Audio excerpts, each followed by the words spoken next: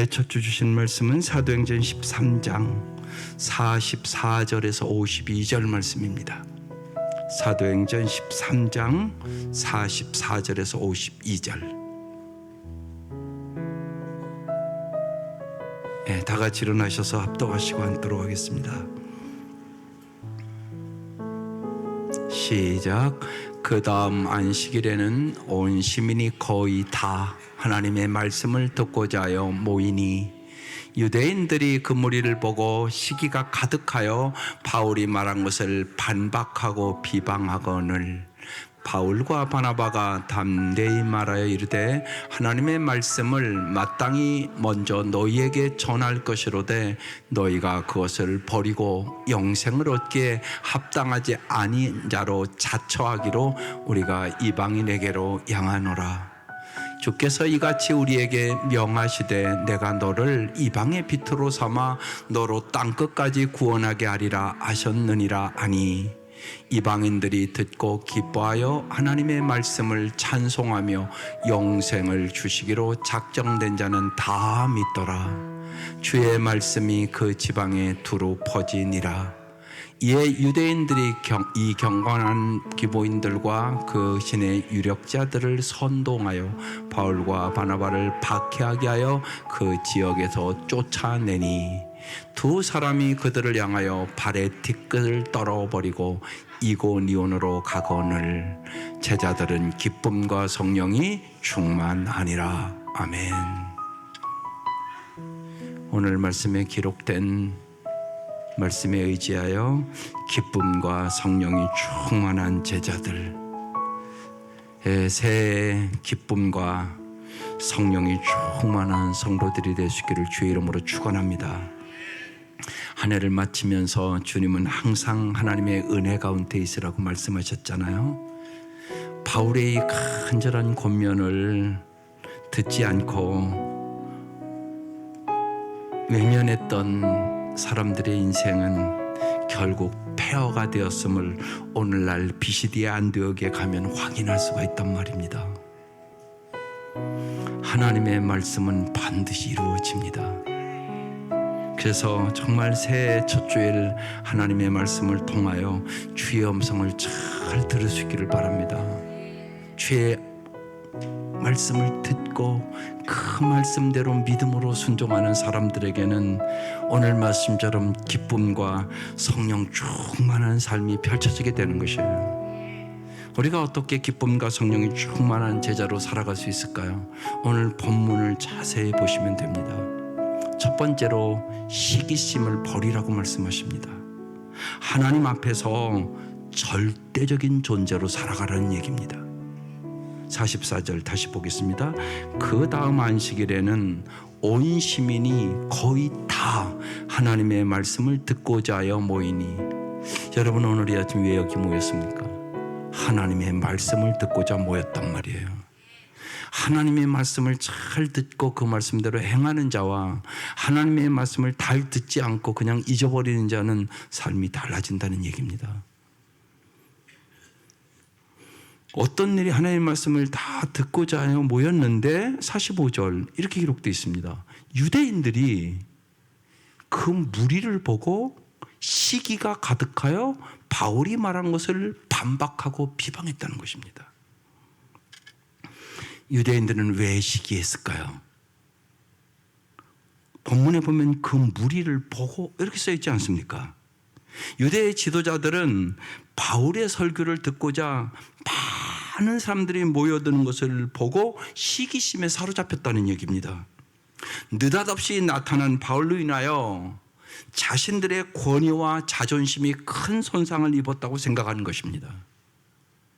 자기들이 설교할 때는 별로 사람들이 안 모였거든요. 근데 바울이 설교하는데 다 모여서 잘 듣는 거예요. 그래서 시기심이 생겼다고 얘기하는 것입니다. 여러분은 언제 시기심이 생기십니까? 어떤 사람이든 시기의 대상은 언제나 자신이 속해 있는 분야입니다. 학생은 학생을 시기하고, 선생은 선생을 시기하고, 정치인은 정치인을 시기하고, 교인은 교인을 시기하고, 목사는 목사들을 시기합니다. 우리도 깨어있지 않으면 예외인 인간은 없습니다. 모든 인간에게는 시기심이 있다는 것입니다. 시기가 무서운 것은 인간의 시기는 절대 시기 그 자체만으로 멈추지를 않습니다. 그래서 오늘 이 45절에 보십시오. 반박하고 비방했다고 써 있지 않습니까? 50절에는 이렇게 기록되어 있습니다. 이에 유대인들이 경건한 귀부인들과 그 신의 유력자들을 뭐 했다고요? 선동해서 바울과 바나바를 박해하게 하여 그 지역에서 쫓아내버렸습니다. 바울과 바나바의 존재 자체를 부정했다는 뜻입니다. 그 이유는 오직 하나, 그들 자신이 설교할 때와 비교할 수 없을 정도로 많은 사람들이 모였기 때문에 시기했다는 것입니다. 여러분, 이 시기심은 참 무섭습니다. 창세기를 보면 어떤 시기가 나옵니까? 창세기 31장 11절에 이런 말씀이 납니다. 그의 영들은, 이 그이가 누굴까요? 성경을 아는 분은 요셉의 영들은 시기하되 그의 아버지는 그 말을 간직해 두었더라, 이렇게 기록되어 있습니다. 요셉의 꿈 이야기를 듣고 형들은 요셉을 시기했다는 것이에요. 그래요, 결국은 죽여버리자는 논의를 거칩니다. 그래도 하나님의 보호하심 속에 애굽의 노예로 팔리죠. 요셉에 대한 형들의 시기심이 요셉의 존재 자체를 없애버리는 것으로 귀결되었습니다. 보세요, 얼마나 시기가 무서운가. 마태복음 27장 18절에는 이렇게 기록되어 있습니다. 빌라도는 그들이 시기하여 예수를 넘겨주었음을 알았던 것이다. 유대의 지도자들은 시기심 때문에 빌라도 총독에게 예수님에게 사형을 언도하도록 압력을 넣었음을 빌라도가 알고 있었다는 얘기입니다. 결국 이들은 예수님을 십자가에 못 박아 죽여버리고 말았습니다. 예수님에 대한 그들의 시기심 역시 예수님의 존재 자체를 부정하는 것으로 드러난 것입니다. 우리도 누군가를 시기하며 그 존재를 부정하려는 불의의 범죄를 저지를 수 있다는 것입니다. 그러면 어떻게 여러분은 이 시기심의 덫에서 벗어날 수 있을까요? 이게 오늘 첫 번째로 무지하게 중요한 얘기입니다. 해답은 이것입니다. 하나님과 바른 관계 속에서 자기의 존재에 대한 절대적인 의미를 반드시 깨달아야 합니다. 이걸 깨닫지 못한 사람은 끊임없이 비교의식과 열등의식과 피해의식 속에 평생을 삽니다. 부모가 이것을 모르면 자식들도 비교하며 자식들의 의의를 다 갈라놓습니다. 하나님 앞에서 우리 각자는 상대적인 존재가 아닙니다. 우리 각자는 하나님에 의하여 개별적으로 지음받은 절대적인 존재입니다. 그래서 하나님이 여러분에게 말씀하는 것입니다. 당신은 하나님의 걸작품입니다.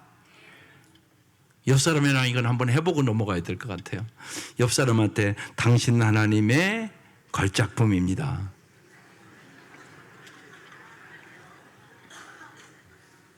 여러분, 이게 하나님이 보는 관점에 영혼의 눈이 열린다는 얘기입니다.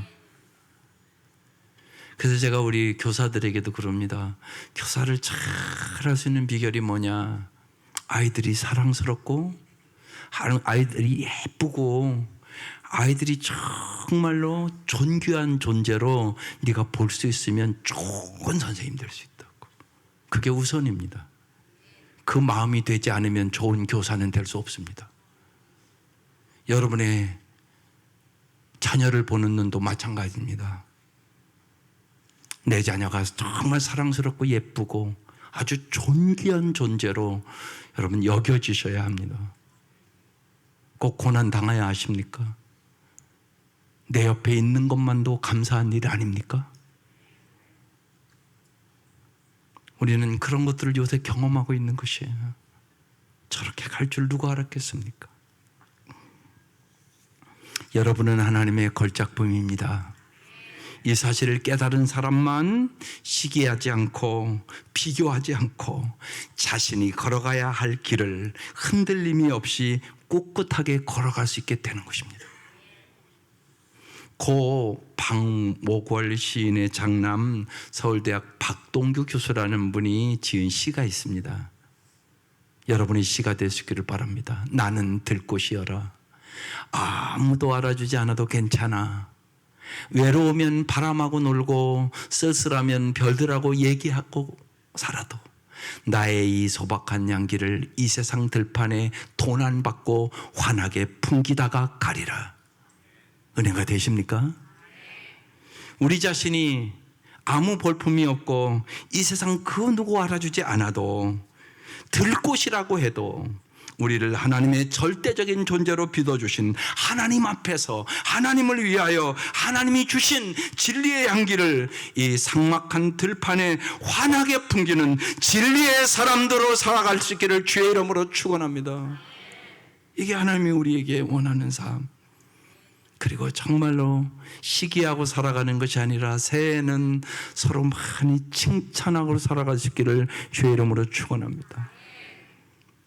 두 번째로 기쁨과 성령 충만한 제자로 살아가려면 여러분 넓은 마음을 가지셔야 됩니다. 그리스도의 마음을 가져야 되는 겁니다. 그래서 자기의 동족을 그렇게 구원하고 원하지만 그들이 받아들이지 않자 이방인을 향한다고 사도 바울이 얘기하는 겁니다. 46절입니다. 바울과 바나바가 담대히 말하여 이르되 하나님의 말씀을 마땅히 먼저 너희에게 전할 것이로되. 유대인들을 얘기하는 거예요. 너희가 그것을 버리고 안 받아들이는 거예요. 영생을 얻기에 합당하지 않은 자로 뭐하기로? 자처하기로 우리가 이방인에게로 향하노라. 여기 자처한다는 이 얘기가요, 헬라어 크리노라는 단어예요. 작정하다, 결정하다는 뜻이에요. 유대의 지도자들이 자신들은 하나님으로부터 영원한 생명을 얻은 자가 아니라고 결정하였으므로 이 바울은 어쩔 수 없이 아픈 마음을 가지고 이방인에게 복음을 전하러 갈 수밖에 없었다고 얘기하는 것이에요. 여러분, 하나님의 섭리는 참 놀랍습니다. 그래서 오늘 우리가 구원받은 것이에요. 사도행전 9장 15절에 주님은 이미 사도 바울이 다메섹도상에서 회심했을 때 이렇게 말씀하십니다. 띄워줘 보실래요? 주께서 이르시되 가라. 이 사람은 내 이름을 이방인과 임금들과 이스라엘 자손에게 전하기 위하여 택한 나의 그릇이라. 참 하나님의 역사는 놀라워요. 여러분, 한 사람 한 사람을 위해서도 하나님 계획을 갖고 계십니다. 이렇게 미리 말씀하셨는데 이게 지금 이루어지잖아요. 한 해 동안 열심히 기도했지만 사랑하는 가족들이 복음을 안 받아들여서 마음 아픈 분들이 있을 것입니다. 낙심하지 말고 기도할 수 있기를 바랍니다. 마음을 넓힐 수 있기를 바랍니다. 하나님의 때가 있습니다. 여러분의 기도를 들으셨습니다. 그리고 열심히 마음을 높여 그래도 전도하시기를 바랍니다. 어떤 마음으로요? 마태복음 5장의 말씀을 가지고 또 내 이웃을 사랑하고 내 원수를 미워하라 하였다는 것을 너희가 들었으나 나는 너희에게 이르노니 너희 원수를 사랑하며 너희를 박해하는 자를 위하여 기도하라 말씀하셨어요. 날이 갈수록 예수님처럼 박해하는 자를 위해서도 기도하며 원수를 사랑하며 복음을 전하고 선으로 악을 이기는 마음이 넓어지는 사람들이 되시기를 바랍니다. 여러분, 신앙이 성숙한다는 얘기는 마음이 넓어진다는 얘기예요. 모든 사람을 품을 수 있는 사랑의 마음을 갖기를 사모하고 기도하시기를 바랍니다. 언제나 외부의 비판과 말에 방어적이 되지 않게 하시고 겸손히 자신을 돌아보게 하시고 여러분을 비판하는 자가 은혜 안에서 성장할 수 있도록 도와달라고 기도하시기를 바랍니다. 그때 하나님이 역사해 주시는 것입니다. 우리의 마음이 넓어지는 만큼 많은 영혼을 구원할 수 있게 되는 것입니다. 세 번째, 기쁨과 성령이 충만하게 살려면 겸손하셔야 합니다. 언제나 겸손한 자에게 하나님은 물붓듯이 은혜를 부어주십니다. 그래서 여기 말씀에 영생을 주기로 작정된 자는 다 밑들어 써 있습니다. 48절 이방인들이 듣고 기뻐하여 하나님의 말씀을 찬송하며 영생을 주기로 작정된 자는 다 믿더라 이렇게 써 있습니다. 그러면서 49절에 주의 말씀이 그 지방에 두루 퍼지니라. 이방인들이 하나님의 말씀을 듣고 믿은 결과로 비시디아 안디옥에 하나님의 말씀이 두루 퍼졌다는 얘기입니다. 이들은 말씀을 듣고 기뻐하고 찬송하는 것으로 그치지 않고 말씀의 증인들이 됐다는 얘기입니다. 따라서 우리가 정말 예수님 안에서 영원한 생명을 얻은 하나님의 자녀라면 우리는 말씀의 통로로, 영원한 생명의 통로로 주의 복음을 전해야 하는 것입니다. 사랑하는 성도 여러분, 세상에는 정말로 영원한 생명을 얻기에 합당하지 않은 자로 스스로 자처하는 사람들이 있는가 하면 영원한 생명을 주식으로 작정한 자 두 부류의 사람들이 있는 것입니다. 여기 잘 생각해야 될 것이 있어요. 영생을 주식으로 작정된 자로 살기 위해서 여러분 어떻게 살아야 될 것 같습니까? 사람이 어려운 일을 만났을 때 질문이 엄청나게 중요합니다. 쉽게 여러분 무한사고를 만난 중에 예수 믿는 사람 없었을까요? 있었을 것입니다. 그러면 어떤 질문이 나오겠어요? 이런 질문 안 나올까요? 하나님 살아계시면 왜 저런 일들이? 여러분, 많은 분들은 어려움을 만나면 왜 이런 일이 있는가? 그렇게 질문합니다. 그런데 여러분, 거기는 해답이 없습니다. 우리는 모르는 일들입니다. 그리고 절대로 함부로 얘기해서는 안 됩니다. 우리가 모르는 세계입니다. 그래서 그 어려움을 이기기 위해서는 그 상황 속에서 어떻게 하나님의 생명의 통로로 살아갈 수 있을까라고 질문하셔야 하는 것입니다. 하나님, 저 어려운 사람들이 어떻게 하나님이 주시는 위로로, 하나님이 주시는 은혜로, 하나님의 능력으로 저 어려움을 이길 수 있겠습니까? 하나님 도와주시옵소서. 그렇게 기도해야 하는 것입니다. 여러분의 인생도 마찬가지입니다. 우리 인생에 어떤 일을 만날지 아무도 모릅니다. 그러나 정말 어려운 일을 만나면 왜라고 물으면 해답이 없습니다. 어떻게로 물으셔야 합니다. 그래 여러분이 정말로 하나님이 주는 은혜와 위로와 능력 속에 그것을 이길 수 있는 주님이 우리의 힘과 방패와 피난처가 되어주심을 경험할 수 있게 되는 것입니다. 그게 성경의 이야기들입니다. 하나님 우리의 삶을 통해서 우리가 영원한 생명을 주시기로 작정된 자로 살아가게 해주시는 분인 것입니다. 영생을 주기로 작정된 자는 다 믿더라. 하나님께서 우리에게도 영생을 주기로 작정하셨기에 우리가 하나님을 믿게 된 것입니다. 우리에게는 우리를 구원할 힘도 능력도 구원을 얻을 만한 자격도 없습니다.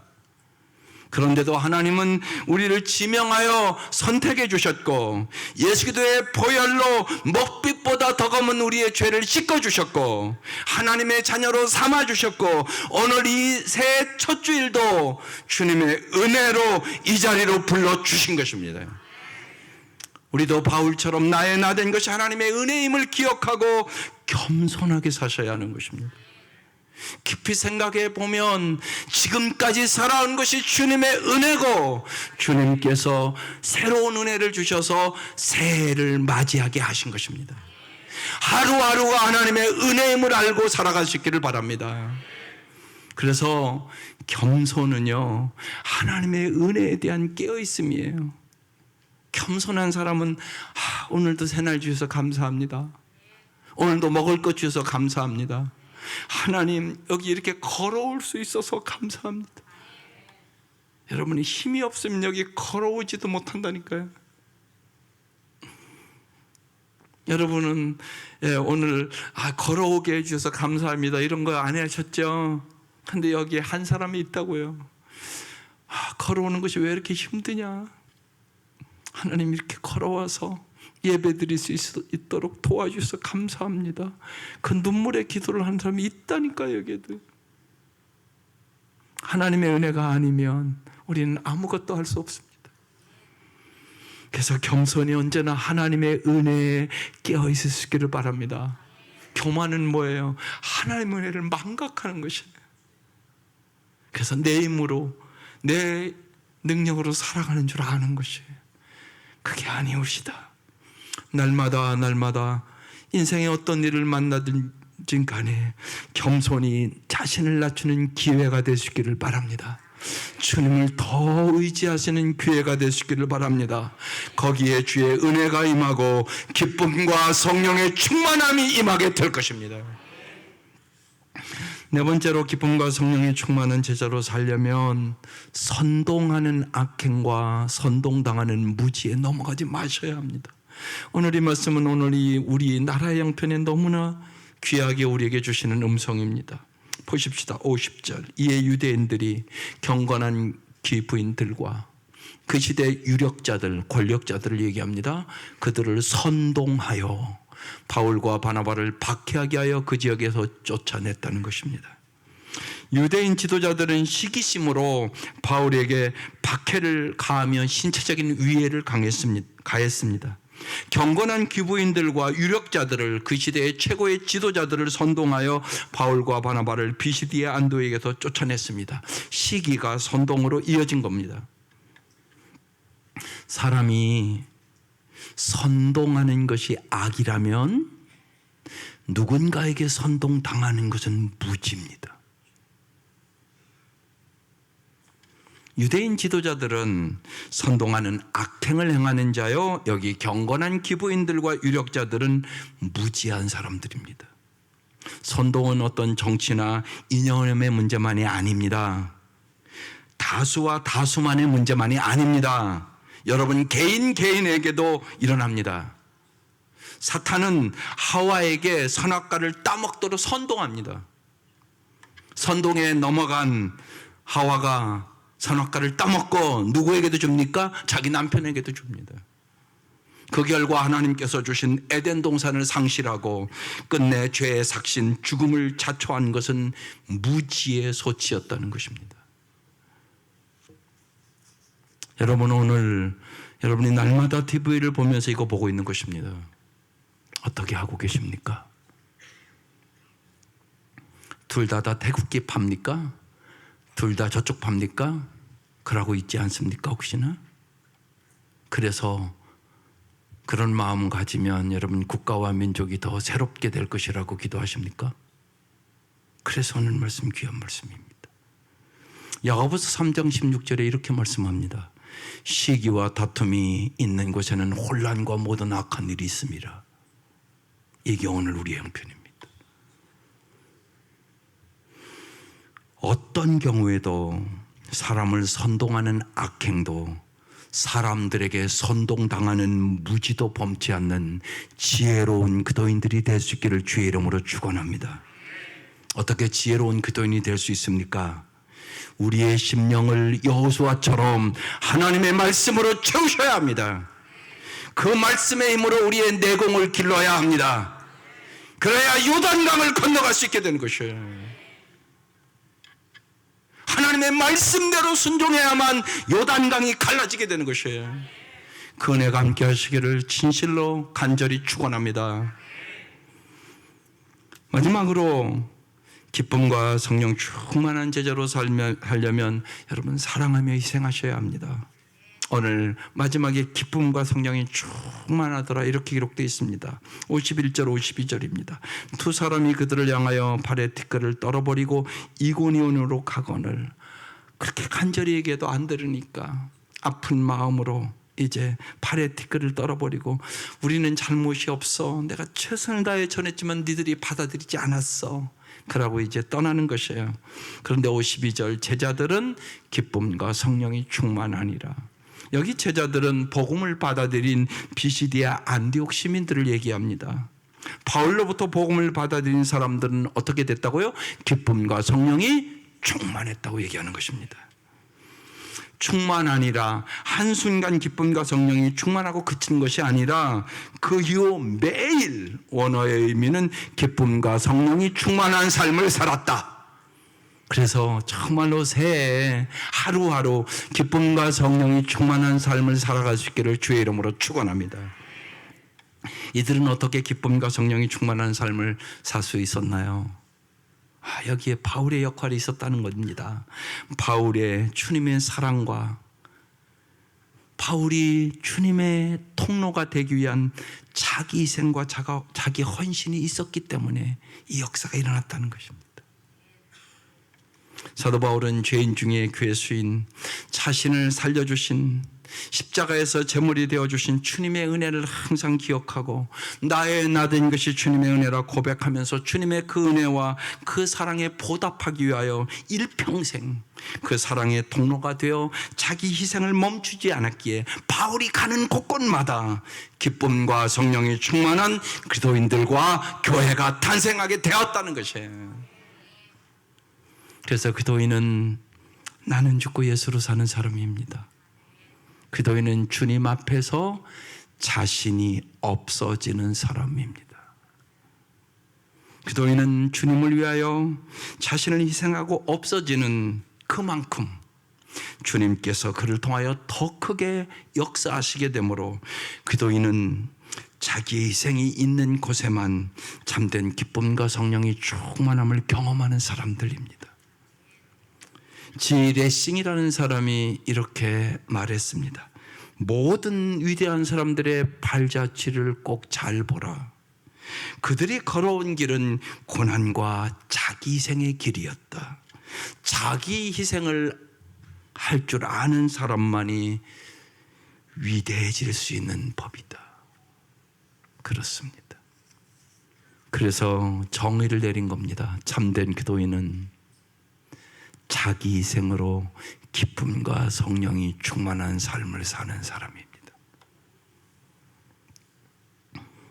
오늘날 한국교회의 문제는 하나님의 은혜로 교회 다니는 기도인은 되었는데 예수께서 몸소 보여주신 죽음과 부활을 보여주는 하나님의 말씀을 쫓는 구도자의 삶을 살려고 하지 않는다는 것입니다. 여러분은 구도자의 삶을 살고 계십니까? 이제 한국교회는 더욱 성숙하기 위하여 먼저 하나님의 음성을 듣는 침묵의 훈련을 해야 합니다. 여호수아에게 하나님이 그래서 말씀하는 겁니다. 어려움을 다 아시고 강하고 담대하라 여호수아라. 이 율법의 말씀을 내 입에서 떠나지 말게 하고 주야로 그 말씀을 묵상하며 그 가운데 기록된 대로 다 지켜행하라. 그리하면 내 길이 평탄할 것이다. 내가 형통하리라. 하나님의 음성을 잘 듣고 그 말씀대로 살아가야만 우리가 진짜 축복의 통로가 되는 것입니다. 마귀를 이길 수 있는 것입니다. 악한 세력을 이길 수 있게 되는 것입니다. 젖과 끓는 땅을 점령할 수 있게 되는 것입니다.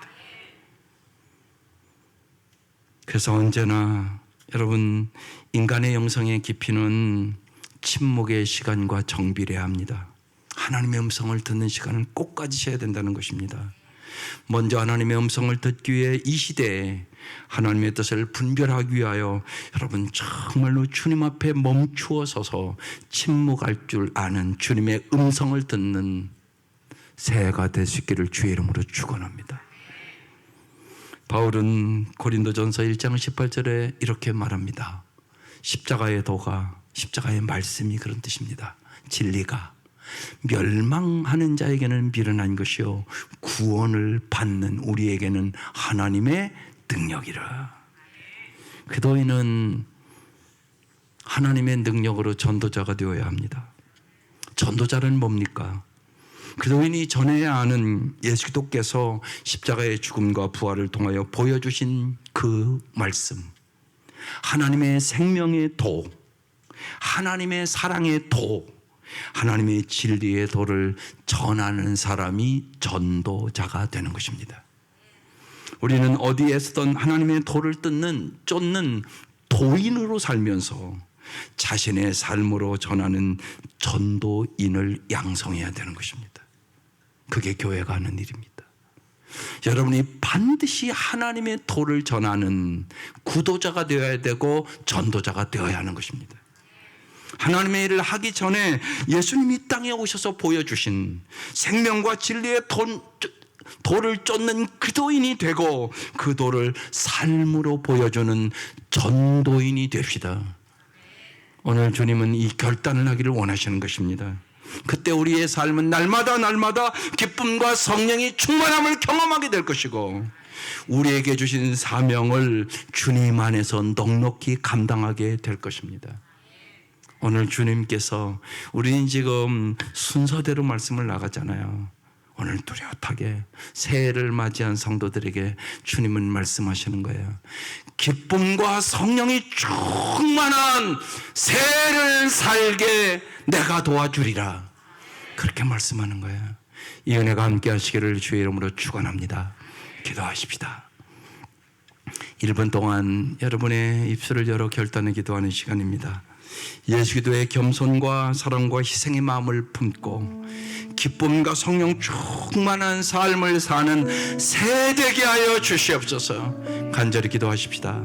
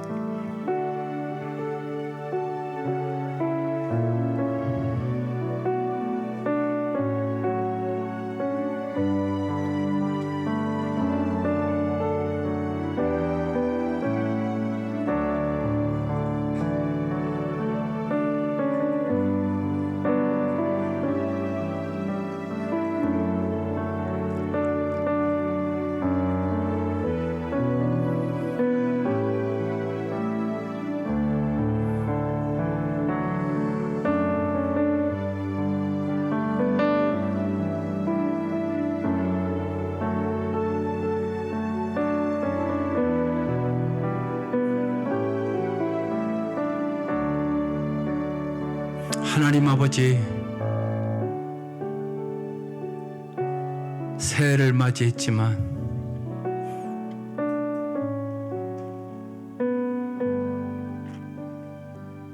이 땅의 형편은 혼란과 시기와 슬픔이 우리를 뒤덮고 있고 진실로 하나님이 도와주시지 아니하시면 기쁨과 성령의 충만함을 가지고 살아갈 수 없는 형편을 만났습니다.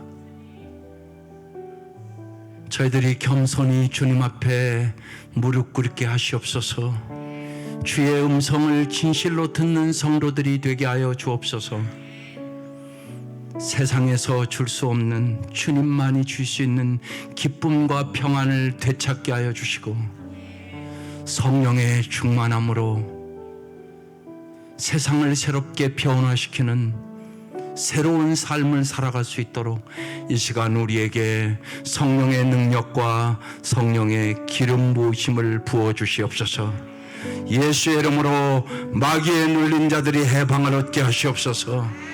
예수의 이름으로 병마가 물러가게 하여 주시옵소서.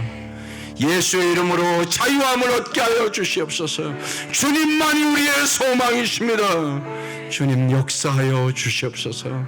주님 우리를 긍휼히 여겨 주시옵소서. 겸손히 하나님의 은혜를 구합니다. 하나님의 은혜가 아니면 우리는 참으로 아름다운 삶을 살아갈 수는 없습니다. 주님 우리에게 은혜 위에 은혜를 부어 주시옵소서. 예수님의 이름으로 기도드립니다. 아멘.